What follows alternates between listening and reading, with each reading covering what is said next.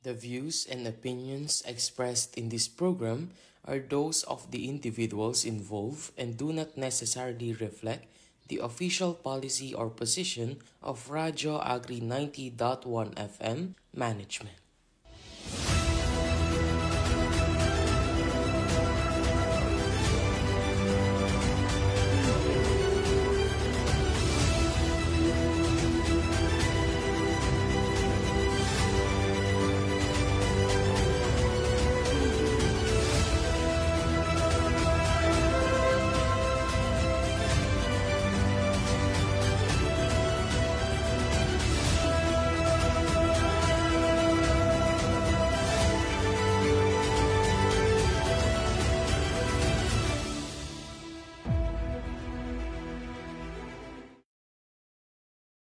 Agri 90.1 FM Filmek.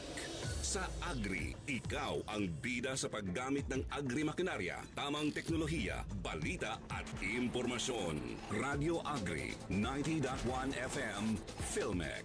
Kasaganaan para sa bayan.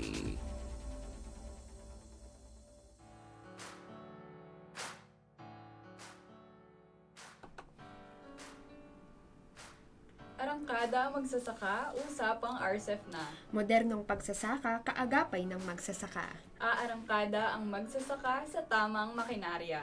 Yan, isang magandang araw at ani po sa ating mga tagapakinig at sa mga nakatutok po sa ating live via Radio Agri 90.1 FM Facebook page.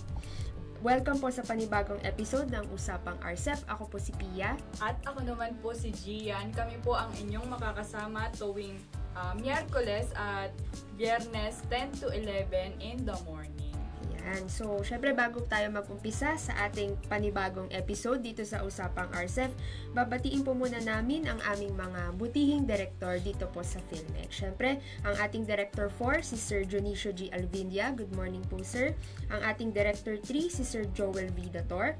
Ang ating ACD Chief and Interim Director for Assets, si Sir Elijah Davalos. Ang ating BPED Chief and Interim Head ng CTF, si Sir Andy Tuates, at ang ating LSD Chief and Interim Director for R&D, si Sir Nelson C. Santiago. Yan, at binabati rin po namin sina Sir Jet Molek Subaba, Section Head ng STIPS, at si Ma'am Bess G. S. Magararo, Section Head naman po ng STIPS.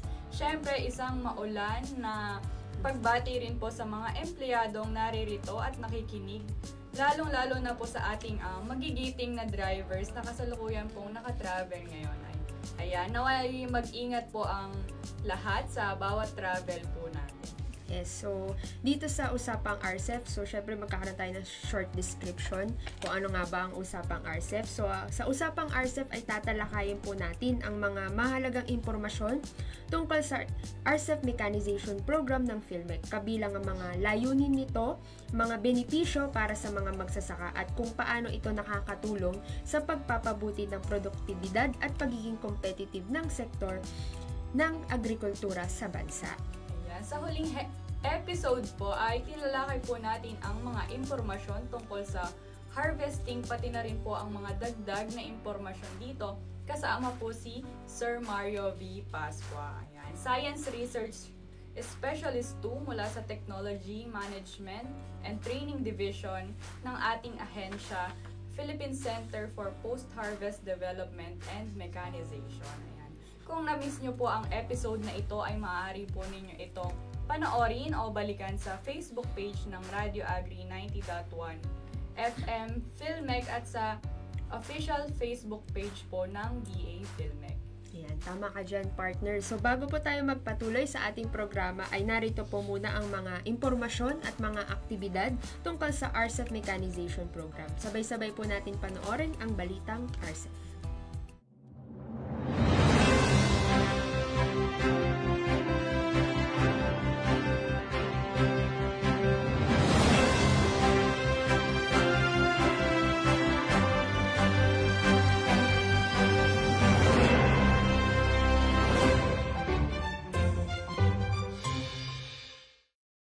PhilMec, nakiisa sa Lakbay Palay sa Marinduque. Higit 200 ang bumisita sa PhilMec exhibit booth para sa Lakbay Palay 2025 dry season na ginanap sa Provincial Tourism and Agricultural Training and Development Center sa Barangay Tamayo, Santa Cruz, Marinduque noong April 30. Sentro sa temang RCEP sa Bagong Pilipinas, ang aktibidad na binibigyang halaga ang sama-samang pagkilos at pagtutulungan ng mga key players sa agrikultura tungo sa mas mataas na ani at kita.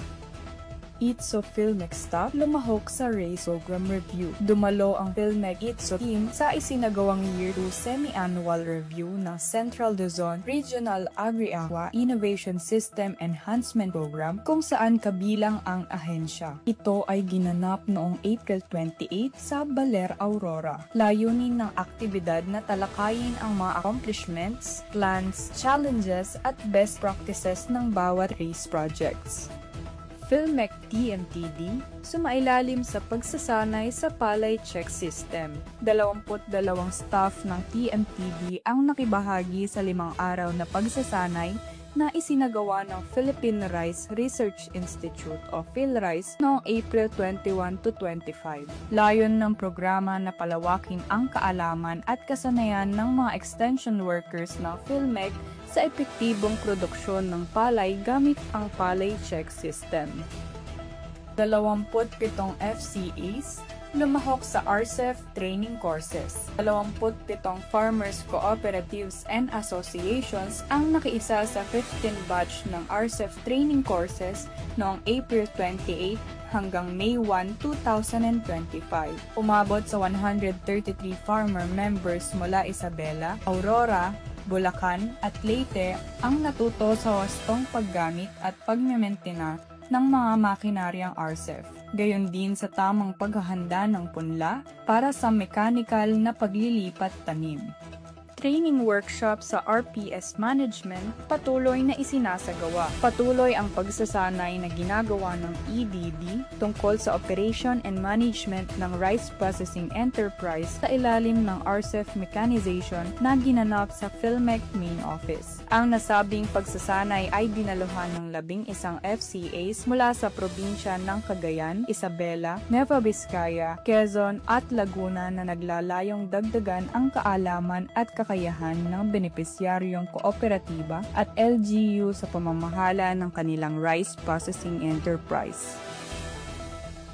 Programang Usapang RCEF patuloy sa pag-arangkada. Patuloy ang pag-arangkada ng programang Usapang RCEF sa Radyo Agri 90.1 FM na naglalayong itaas ang kamalayan ng mga tagapakinig sa mga isyung may kaugnayan sa RCEF. Sa kasalukuyan, umabot na sa 18 episodes ang naipalabas, tampok ang mga tagapagsalita mula PhilMec at PhilRice na siyang nagpapatupad ng nasabing programa. RCEF Mechanization Program tampok sa NIA Farmers Summit 2025. Nasa 150 participants mula sa Region 6 ang lumahok sa National Irrigation Administration Farmers Summit 2025 sa Iloilo noong April 28 to 30. Itinampok ng PhilMec ang programa nitong RCEF Mechanization kung saan ipresenta ang mga FCAs na naging benepisyaryo ng programa. Layunin ng aktibidad na pagsamahin ang mga iba't ibang katuwang na ahensya at pribadong sektor para palakasin ang mga Irrigators Association. Pagsasanay sa pamamahala ng makinaryang RCEF patuloy na isinasagawa. Nasa 8 batches ng training workshop on farm machinery operation, management, and enterprise development for post-harvest technologies ang isinagawa na ng EDD mula April 28 to May 1. Layunin ng aktibidad na ito na bigyan ng mga pangunahing kaalaman at kasanayan ang 38 FCA at LGU beneficiaries sa paggawa ng kani-kanilang operation plan.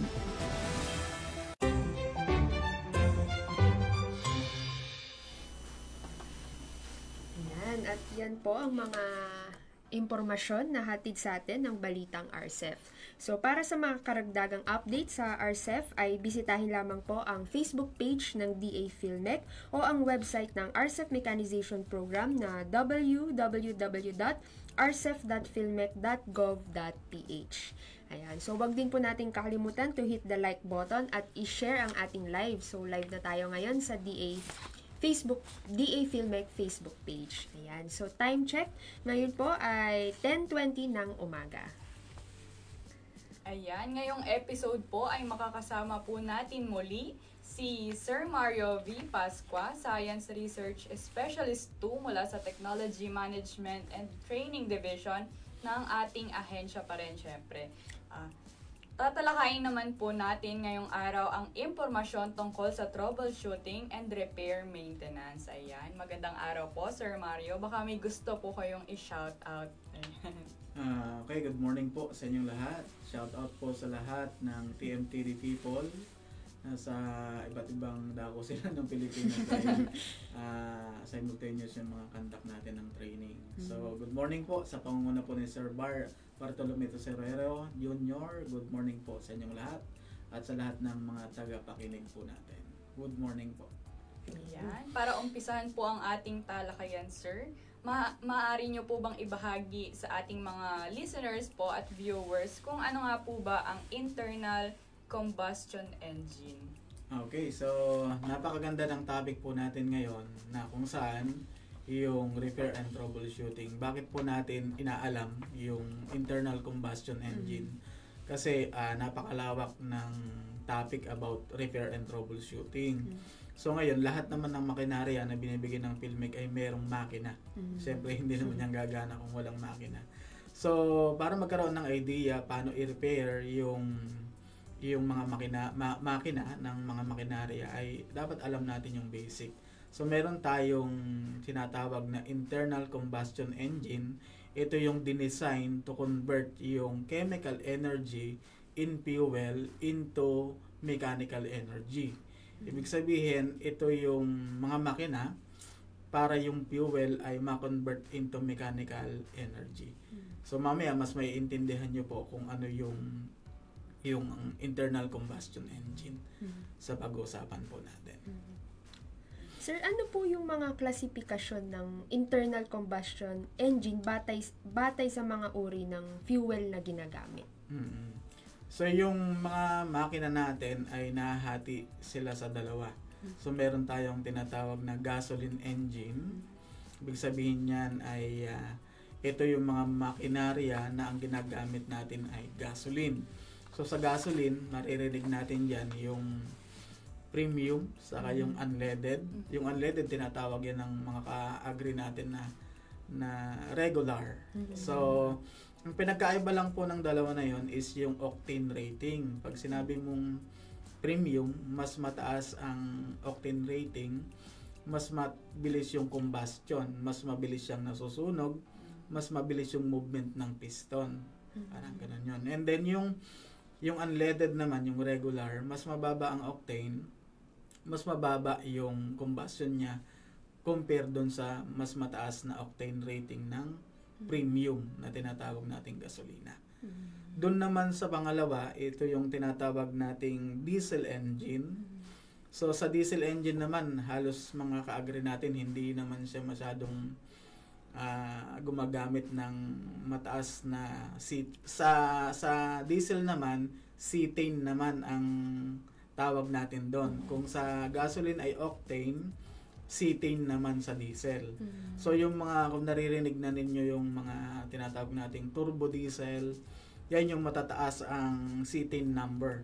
Usually ang cetane number ay parang nagre-range siya ng 48 to 55 cetane number. So the same siya na explanation, mas mataas ang cetane number, mas mabilis ang combustion, mas mabilis ang movement ng piston. So yun yung base doon sa fuel na ginagamit natin sa internal combustion engine. Ayan, para po sa pangatlong tanong, Sir, ano naman po ang mga klasifikasyon ng internal combustion engine ayon naman po sa uri ng ignition? Okay, ignition is meron din tayong dalawa. Una yung spark ignition engine. Ito yung karaniwang ginagamit ng mga gasolina. And then ito yung makikita natin yung makinarya na meron siyang spark plug. So ito ay ignited by spark plug. Ibig sabihin ay nagkakaroon ng combustion doon sa loob ng piston gamit yung tulong ng spark plug. Basta't siya po ay merong spark plug and carburetor, siya yung tinatawag nating spark ignition engine. Okay? Pangalawa is yung compression internal engine, na kung saan ito naman po yung mga makinarya for diesel na hindi mo kailangan ng spark plug, magkakaroon ng combustion doon sa loob ng cylinder o ng piston. So yun yung dalawa. Meron tayong spark ignition engine, and then meron tayong combustion internal engine. Ayan, so mga karadyo agri, sana po ay nakapag-take down notes kayo sa mga impormasyon na binigay po sa atin ni Sir Mario. Ayan. So, wag po muna kayong aalis mga karadyo agri at magbabalik pa po si Sir Mario sa mga karagdagang tanong namin ni partner namin na si Gian. And kung may mga tanong po kayo, pwede po tayo mag-comment sa ating Facebook. Babasahin po natin mamaya. Ayan. So, wag po muna kayong aalis at magbabalik pa po kami para sa mga karagdagang impormasyon about sa troubleshooting and repair maintenance. So, sa mga nagpaplano naman pong magsumite ng application upang maging benepisyaryo ng RCEP Mechanization Program, ay narito po ang listahan ng mga PhilMech office by region, kasama na rin po ang mga focal persons na maaari ninyong i-contact. For Region 1 covering Ilocos Norte, Ilocos Sur, La Union and Pangasinan, you may contact Ms. Kimberly Ann R. Gregorio through 0951-541-4869, or you may visit FMFOD office, PhilMech CLSC Compound, Science City of Muñoz, Nueva Ecija. For Region 3 covering Aurora, Bataan, Bulacan, Nueva Ecija, Pampanga, Tarlac, and Zambales, you may contact Ms. Merlinda T. Ramento through 0936-137-2292, or you may visit FMFOD office, PhilMech CLSC Compound, Science City of Muñoz, Nueva Ecija. For Region 2, Cagayan, Isabela, Nueva Vizcaya, and Quirino, you may contact Ms. Ana Marie P. Cachero through 0906-687-1855, or you may visit FMFOD office, PhilMech CLSC Compound, Science City of Muñoz, Nueva Ecija.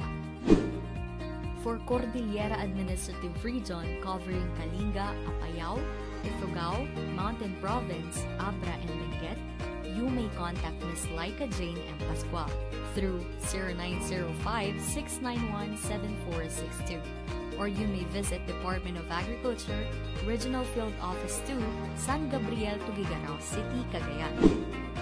For Region 4A, covering Quezon, Laguna, and Cavite, you may contact Ms. Josephine B. Valdez through 0977-822-9420, or you may visit Agricultural Training Institute, Diliman, Quezon City, Metro Manila. For Region 4B, covering Oriental Mindoro, Occidental Mindoro, and Palawan, you may contact Mr. Kenneth R. Calderon through 0906-841-4917, or you may visit PhilMech FMFOD office.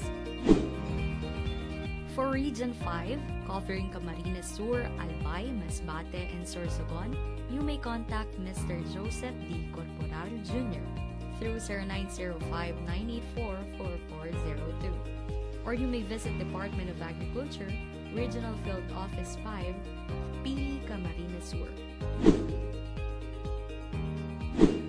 For Region 6, covering Aklan, Guimaras, Antique, and Capiz, you may contact Ms. Sandra Marie G. Haro through 0910-745-7136.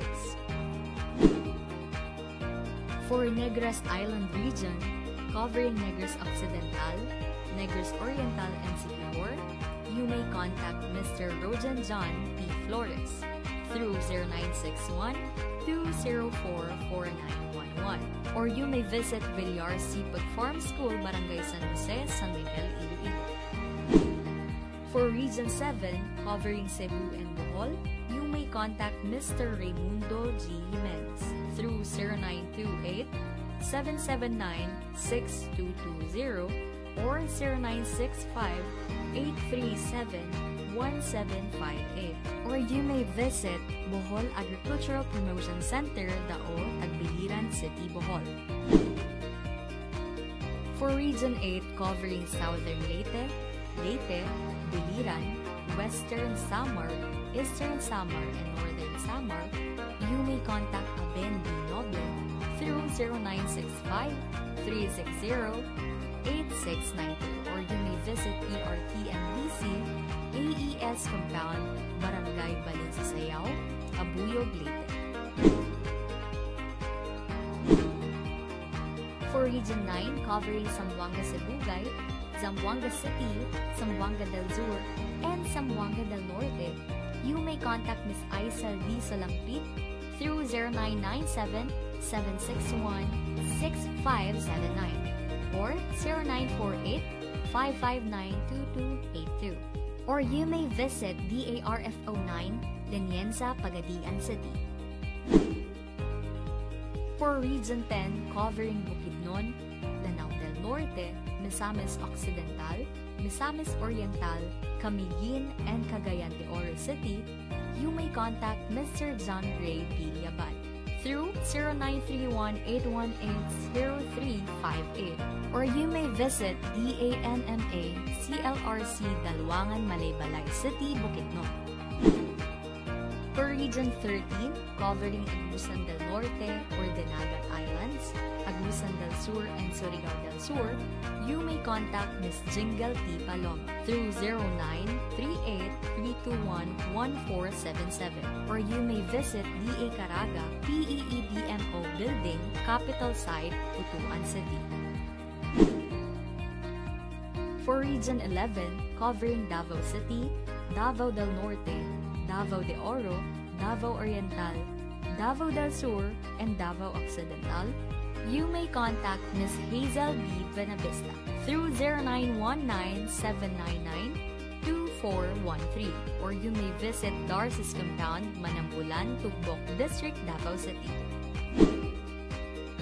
For Region 12, covering Cotabato, Sarangani, South Cotabato, and Sultan Kudarat, you may contact Mr. John Ryan L. Modio through 0956-724-1821, or you may visit Filmic Region 12 Office, DARFO 12, Annex, Zone 3, Poblacion, Coronadal City.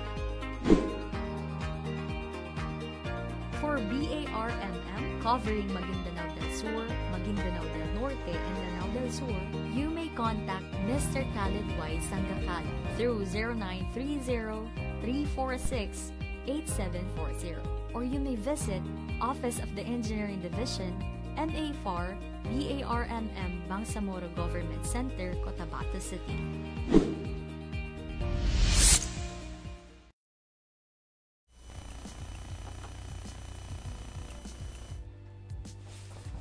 Ayan, bago po tayo magpatuloy sa ating talakayan ay magbabasa po muna tayo ng pa-shoutout at comments sa mga Facebook pages po natin. Ayan, so mula sa ating Radyo Agri Facebook page. So, ayan, hello po kay Nicolene Oriol, mapagpalang umaga po. At good morning din po kay Ma'am Angeli Tomas. Ayan. Para naman po sa mga nanonood sa DA Filmec, ayan, good morning po sa Maguyaga IAU Vlog, watching from Maguindanao del Sur, Maguyaga Irrigators Association. Ayan. At good morning din po from RCEF Extension Program Facebook page. Ayan, good morning po. Watching sila from Lopez, Quezon, kay Sir Paul Olivera. At shout out din kay Ma'am Irma Amema from Santa Rosa City of Laguna. Ayan. Good morning po sa ating lahat. Yes, so sa pagpapatuloy po ng ating talakayan, ayan, syempre kasama pa rin po natin si Sir Mario V. Pascua mula sa TMTD ng PhilMec. Sir, so sa pang-apat na tanong po natin, maaari nyo po bang ipaliwanag ang 2-stroke engine at 4-stroke engine at ano po yung pagkakaiba po nito? Okay, so napakaganda na 2-stroke and 4-stroke. So usually yan yung design ng mga makina natin. So meron siyang narinig yung 2-stroke saka 4-stroke. So yung kasing engine natin ay meron siyang tinatawag na engine cycle na kung saan kailangan makumpleto yung cycle na yon para umandar ang makina. Okay, so pag hindi yun kumpleto, isa man dun ang magkulang, hindi magiging maganda ang andar or hindi magi-start ang engine. Una is yung intake stroke. Intake, ibig sabihin papasok dyan yung fuel. Then pangalawa is yung compression stroke na kung saan magkukompress doon sa loob ng cylinder using the piston. Then susunod ay yung power. So pag nagkaroon ng combustion, magkakaroon ng power. So magmumove ang piston, and then yung last na cycle is yung exhaust stroke. So ibig sabihin lalabas na yung usok. So yun yung cycle, engine cycle na tinatawag. So papasok tayo dun ganun sa tanong na 2-stroke saka 4-stroke. Doon sa 2-stroke, yung dalawang, una pala is, ano ba yung stroke? Hindi po yan yung stroke na iniisip ng ilan na yung hindi na makalakad.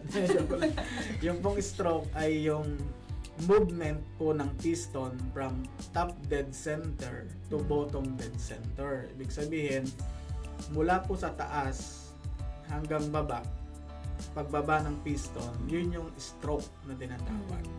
So, from top dead center to bottom dead center. So, yun yung 1 stroke. Yung cycle na sinasabi ko kanina, in 2 stroke, sa dalawang movement ng piston, na kompleto yung cycle. Yung 4. Yung intake, compression, power, exhaust, stroke. So, ibig sabihin, in 2 stroke, na kompleto yung cycle. Kaya sa tinatawag na 2-stroke engine. Ngayon, doon naman sa 4-stroke, in 4-stroke, saka pa lang niya makukompleto yung engine cycle. Kaya meron tayong tinatawag na 2-stroke engine, saka 4-stroke engine. So, yun yung para kumpletuhin yung engine cycle, kailangan niya ng 2 stroke. Doon po sa 4-stroke naman, kailangan niya ng 4-stroke. Kaya yun yung pagkakaiba. At ang isa pang basic na pagkakaiba niya pagdating sa lubrication, yung sa 2-stroke ay nakamix yung oil dun sa fuel. Ito yung ginagamitan natin ng mga tutik. Yeah, 'di ba? Yung makikita nyo pag merong isang sasakyan na mausok, na lalo na yung mga motor nung mga unang motor na mausok. Bakit kasi mausok? Kasi yung oil ay nakasama dun sa fuel, dun sa gasolina. So hindi masyadong complete yung combustion, kaya yung kakaroon ng usok. Okay, yung 4-stroke naman, hindi siya hinahaluan ng oil. Meron siyang separate na lalagyan dun sa engine oil na tinatawag natin. So less po din siyang mausok. Yes, less ang usok kasi complete combustion yung 4-stroke. Karaniwan ng mga 2-stroke, yung mga grass cutter, yan yung mga pinangkakarerang mga motor, sa mga bangka na mga maliliit. So karaniwan yan yung mga ginagamitan natin ng 2-stroke. Sir, ano naman po yung basic repair at troubleshooting para po sa engine? Basic repair and troubleshooting. Sige, medyo malawak kasi yan.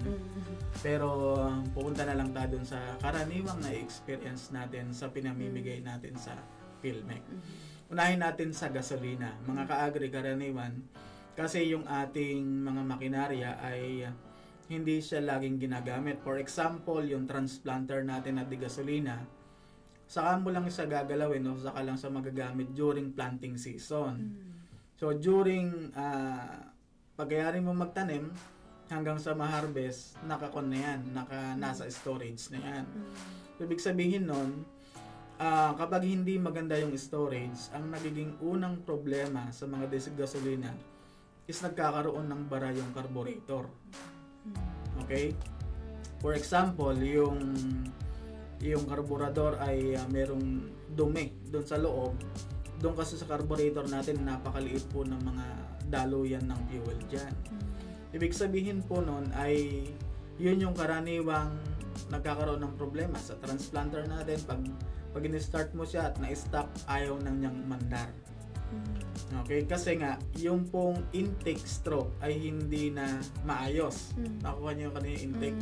Hindi na nakakarating yung fuel dun sa loob ng cylinder o ng piston. So, ang gagawin po natin doon mga ka-agri is bubuksan po natin yung carburetor. So, ibig sabihin po niyan ay bubuksan mo yung carburetor, lilinisin mo. Para nun, makikita nyo po yan pag na-stock ang mga gasolina ay marami po sa mga dumi-dumi na yun yung bumabara doon sa carburetor. So, lilinisin nyo lang po and then ibabalik nyo siya and then subukan nyo na po sa start. So, yun yung mga basic sa mga digasolina. Kasi, mga ka-agri, hindi pwede na halimbawa ayaw umandar, bubuksan mo na agad yung makinarya. Tama? Kasi sir, yun yung usual na parang gagawin di ba? Hindi pwede yung, sira yung piston niya. Hindi po ganun. Ang basic troubleshooting na ginagawa is, uumpisahan po natin, una para sa akin is intake. Kasi yan yung basic at yan yung nasa labas. Hindi mo po pwedeng galawin yung nasa loob hanggat hindi mo na-check yung external part ng makinarya. Kaya nga basic repair and troubleshooting. At unang-unang ginagalaw po dito is the intake. Sa intake natin, number 1 is the fuel. Fuel, pangalawa is yung hangin. Meron tayong air filter. Kahit kasi may fuel ka, kung walang hangin na pumapasok, hindi rin aandar ang makina. Okay, nakuha natin. And then, sa transplanter din, meron siyang spark plug.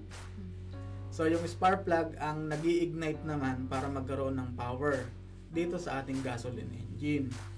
Kapag sira naman ang spark plug o madumi, hindi rin naandar ang makina. So, yan yung unang-unang ginagalaw kapag ayaw umandar ng mga digasolina. Yung fuel, carburetor, and then yung spark plug. And then, titignan na natin yung pangdulo, yung exhaust stroke. Kasi kahit na may fuel, kung ayaw naman lumabas ng usok, hindi rin siya. So, ibig sabihin po niyan, pag na-check nyo na po yan, pupuntahan na natin yung loob. Pag ayaw pa rin. So, check mo na yung, baka may sira na yung loob ng makina, doon pa lang po natin bubuksan. Okay? Kasi baka, halimbawa, minsan na meron din po tayong time kasi na pag dinala mo sa mekaniko, nung pala, nabarahan lang yung carburetor, pero sasabihin ang laki-laki na masira. Okay, so dapat ay knowledgeable din po tayo sa mga basic repair and troubleshooting. Okay, pagdating naman sa diesel, ang karaniwan pong nagiging problema rito is yung madumi yung diesel. Nagkakaroon ng yung mga high pressure pipe po natin ay hindi na nababarahan. So yung mga injector natin ay nababarahan. So yun yung unang gagalawin, yung intake. Pag hindi po kasi yan gumagana, ay hindi talaga andar ang makinarya. And then, ang isang problema kapag diesel engine ay yung pag natutuyuan ng diesel. Hindi yan kagaya ng mga digasolina na yung digasolina kasi pag natuyuan, lagyan mo ng gasolina, i-start mo, aandar. Okay, dito sa diesel, hindi po yun pwede. Kasi yung mga high pressure pipe ng diesel engine, maselan yan dun sa air clog na tinatawag. Pag natuyuan yan, ihigop yan ng hangin. Okay? Yung hangin na yon dun sa daluyan ng fuel ay hindi mo matatanggal. Yun yung mahirap. So, ang ginagawa natin dyan mga ka-agri is binibleed natin. Kung narinig nyo na yung bleeding.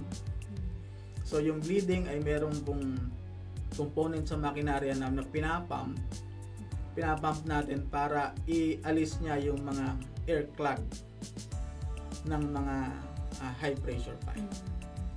Okay? So yun yung mga basic po. And then syempre yung air cleaner ng ating mga 4-wheel tractor, combine harvester. Kahit kasi merong fuel yan, kung barado yung mga air cleaner natin, hindi rin po siya. Then after nun, baka merong bara yung pipe. And then, pag ayaw pa rin gumana is, saka po natin pupuntahan yung loob ng mga makinarya. So, yun po, malawak po kasi yung repair and troubleshooting. Pero, ito yung karaniwan na madaling gawin sa farmer level. Na huwag nyo agad bubuksan yung makinarya, check nyo muna yung mga panglabas. Kasi isa man po yung may problema dyan, hindi po talaga ng makinarya.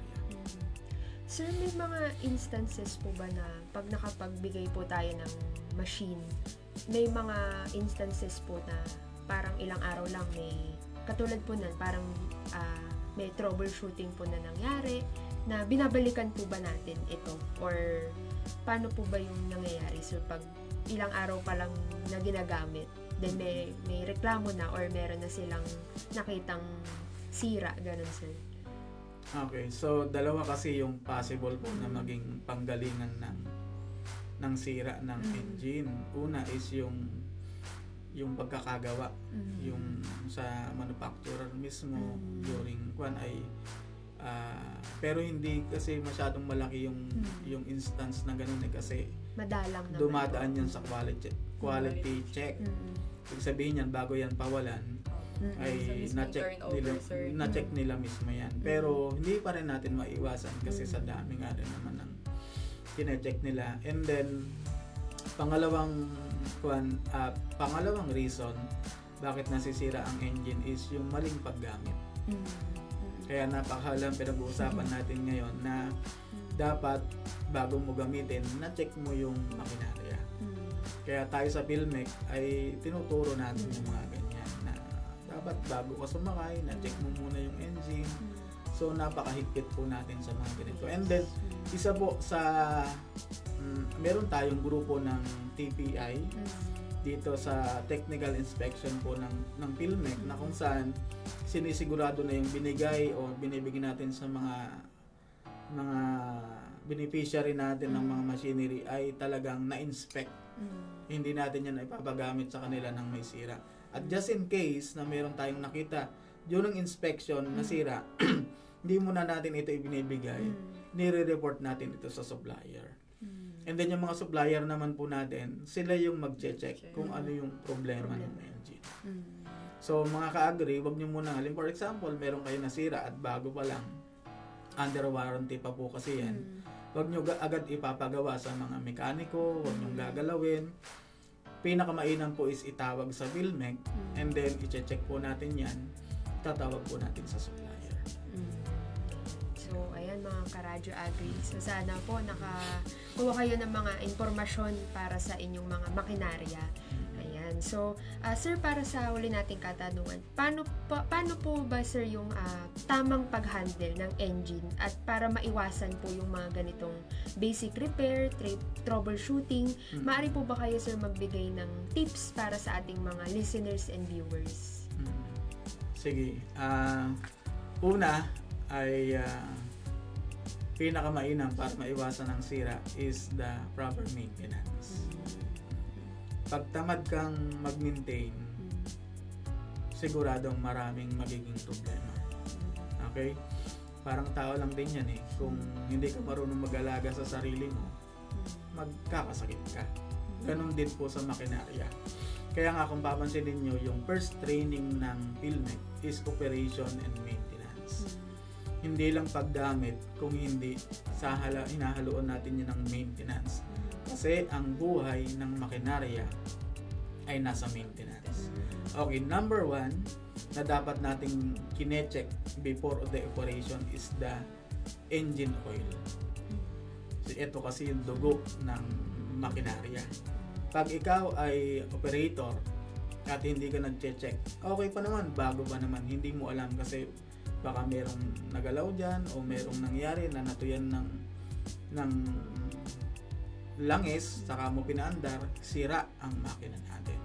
So dapat chinecheck po natin at itinuturo po ito nasa level ng yung dipstick, kasi pag hinugot mo yun, meron yung gauge. Okay? Dapat ay nasa tamang level yung ating langis. So number 1 is the oil. Dapat chinecheck po natin ito. And then susunod dyan yung mga grease, yung mga grasa.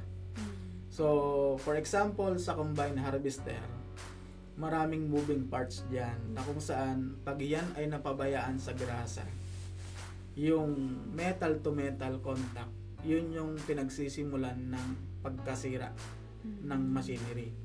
For example, yung ating rubber, yung roller natin sa gulong ng combine harvester, di ba mga ka-agri, lagi po natin yang nilalagyan ng grasa. Okay, so yung pong roller ng combine harvester, ang lagi po naming sinasabi, mas masipag kang maglagay ng grasa, mas magtatagal ang buhay ng roller. Okay, kasi yan po yung sa combine harvester, yan yung nagdadala ng bigat ng buong combine harvester. So pag yan ay hindi mo nalagyan ng grasa, bakal to bakal, lalangit-ngit yan, tutunog yan, bakal sa bakal hanggang sa masisira. Eh mga ka-agri, napakamahal po ng rubber roller. Pangalawa, abala, mag-repair. Mas madali pong mag-maintain kaysa sa mag-repair. Tama? Okay, and then yung mga moving parts po sa 4-wheel tractor, is meron po tayong mga joints dyan na dapat nilalagyan ng grasa. And then sa mga implement po natin, for example, yung ating rotavator, merong mga langis yan na dapat i-maintain natin. Pag yan po ay napabayaan, masisira yung ating implement. Okay, so yun po yung mga karaniwan. And then ano pa ba yung dapat laging chinecheck? And then of course, laging chinecheck yung ating radiator. And then coolant, dapat bago pa andarin, tama yung tubig, tama yung coolant na laman ng ating mga makinarya, at grasa, langis, nililinis po ang air cleaner. So ibig sabihin yung air cleaner, kasi minsan yan yung mihigop ng mga dumi-dumi, dapat hindi po yan pinapababayaan. So para maiwasan yung maraming problema, ang sekreto po ay proper maintenance.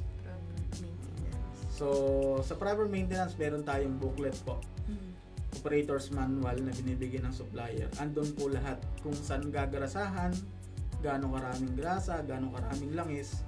Andun po yun lahat sa operator's manual na ibinibigay po natin. And just in case po na meron kayong tanong patungkol sa mga na-experience na repair and troubleshooting at may tutulong ang Philmec, open lang po tayo para sa mga bagay na ganito. Yan. So, maraming salamat po, Sir Mario, sa mga impormasyon na napaka-importanteng impormasyon. Siyempre, nahatid po sa atin ni Sir Mario from PMTD. Ayan, so sana nakapag-take down notes po kayo sa mga ating listeners and viewers na nakatutok ngayon.